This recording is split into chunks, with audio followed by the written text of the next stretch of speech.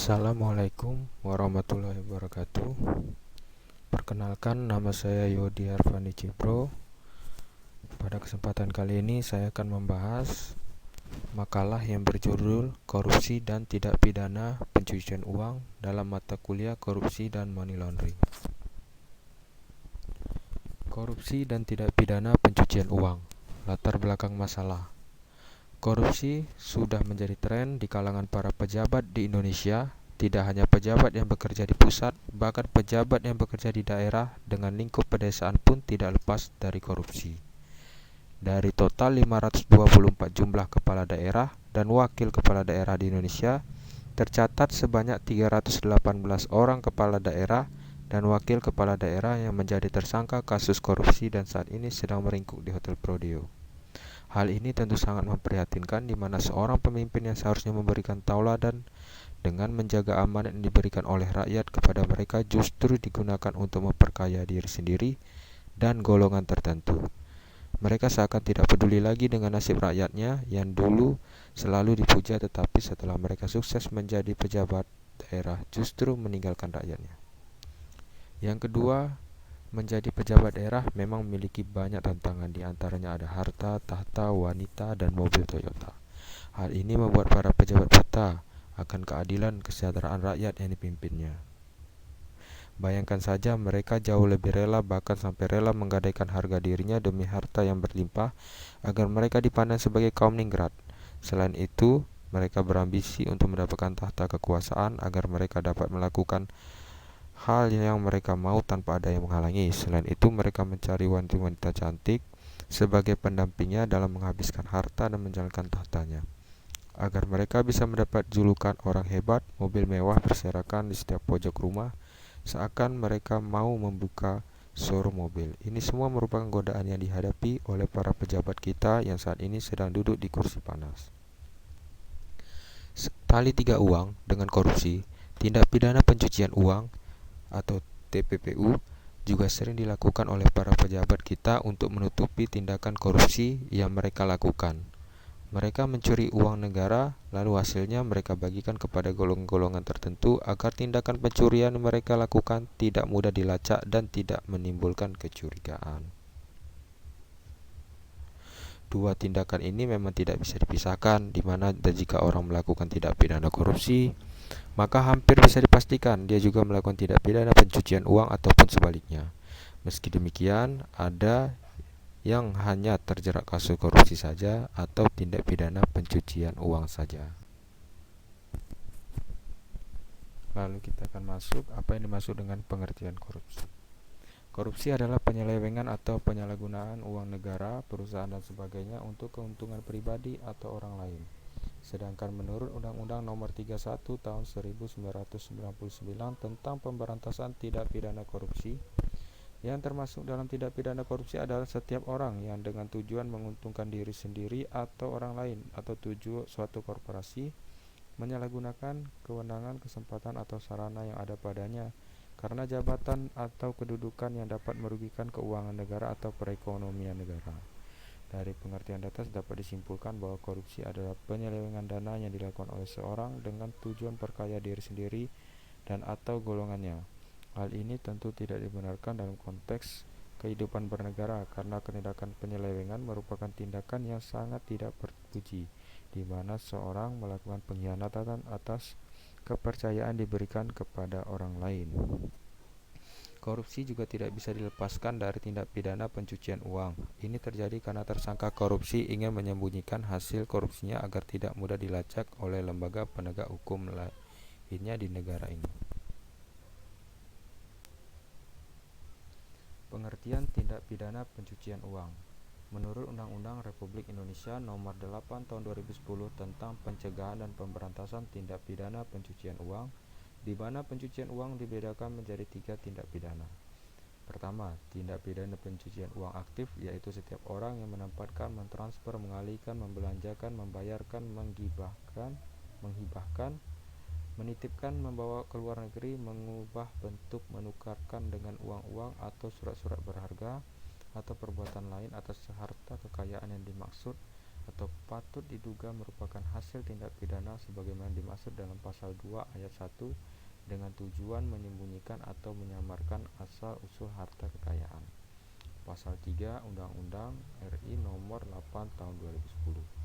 Yang kedua, tindak pidana pencucian uang pasif yang dikenakan kepada setiap orang yang menerima atau menguasai penempatan, pentransferan, pembayaran, hibah, sumbangan, penitipan, penukaran atau penggunaan harta kekayaan yang diketahuinya atau patut diduga merupakan hasil tindak pidana sebagaimana dimaksud pada ayat pasal 2 ayat 1. Yang ketiga, dalam pasal 4 Undang-Undang RI Nomor 8 Tahun 2010 dikenakan pula bagi mereka yang menikmati hasil tindak pidana pencucian uang yang dikenakan kepada setiap orang yang menyembunyikan atau menyamarkan asal-usul sumber lokasi, peruntukan, pengalihan hak-hak atau kepemilikan yang sebenarnya atas harta kekayaan diketahuinya atau patut diduga merupakan hasil tindak pidana sebagaimana dimaksud dalam pasal 2 ayat 1.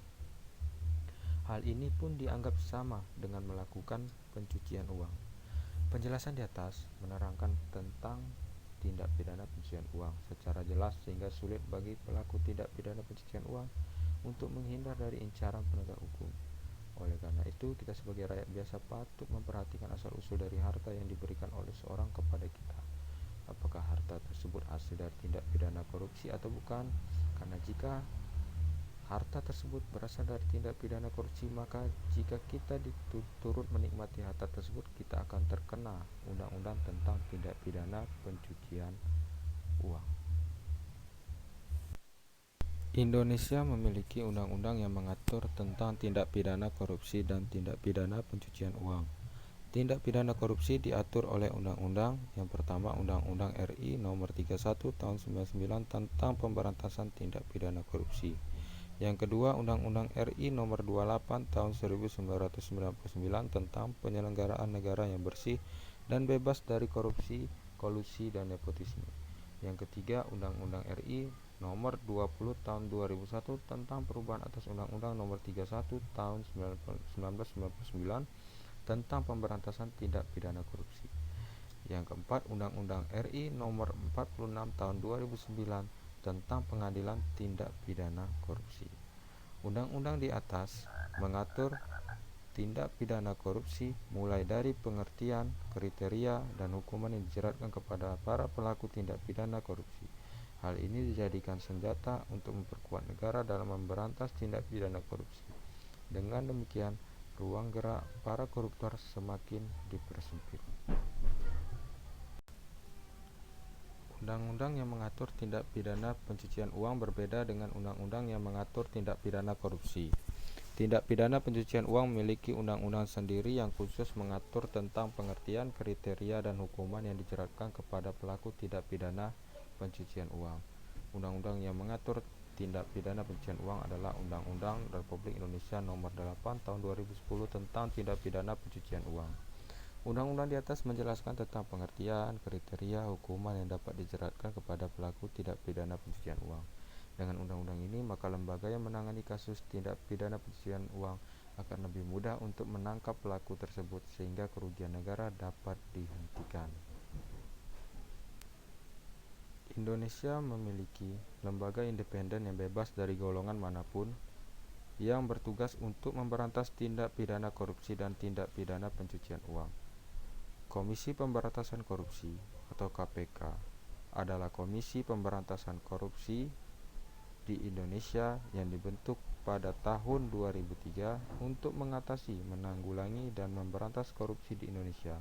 Komisi ini didirikan berdasarkan kepada Undang-Undang Republik Indonesia Nomor 30 Tahun 2002 mengenai Komisi Pemberantasan Tindak Pidana Korupsi. Lembaga ini yang membantu Indonesia dalam melawan tindak pidana korupsi.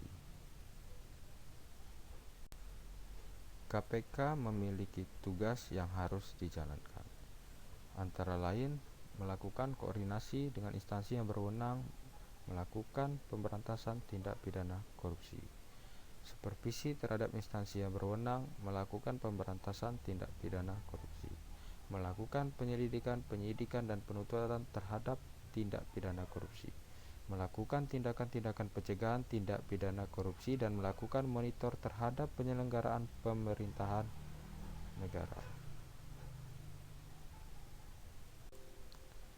Dalam hal kasus tindak pidana pencucian uang, KPK tidak memiliki wewenang untuk menindak pelakunya. Tindak pidana pencucian uang diawasi oleh lembaga independen yang berbeda dengan KPK. Lembaga itu adalah Pusat Pelaporan dan Analisis Transaksi Keuangan atau PPATK.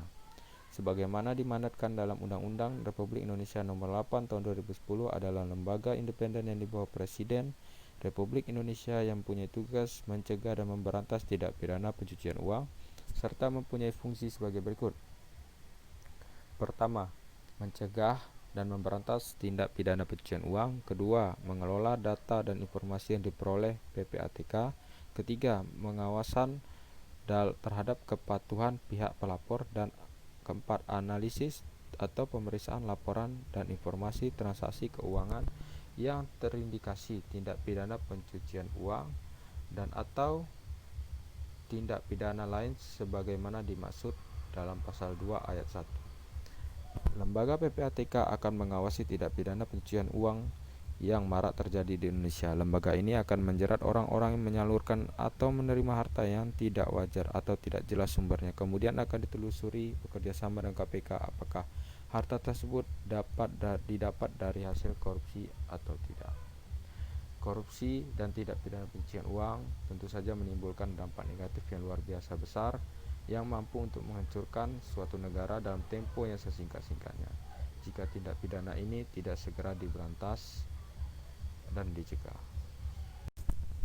Demikianlah hasil pemaparan makalah saya. Saya ucapkan terima kasih kepada Ibu Dr. Eli Sudarti, SHMH yang telah membimbing dalam pembuatan makalah ini. Wassalamualaikum warahmatullahi wabarakatuh.